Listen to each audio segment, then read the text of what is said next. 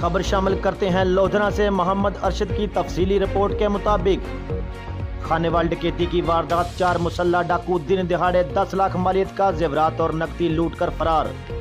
خانے وال مکی چوک کالونی نمبر 3 میں مسلح نقاب پوش ڈاکو گھر میں گھس کر خواتین کو کمرہ میں بند کر کے سیف کی چابیاں لے کر 10 لاکھ مالیت کا زیورات اور نقدی لوٹ کر جاتے ہوئے 2 موٹر سائیکل بھی چھین لیے۔ گھر والوں کے شور مچانے پر اہل محلہ جمع ہو گئے اور ڈاکوؤں کا پیچھا کیا۔ ڈاکو فائرنگ کرتے ہوئے موٹر سائیکل اور لوٹا ہوا سامان چھوڑ کر فرار ہو گئے۔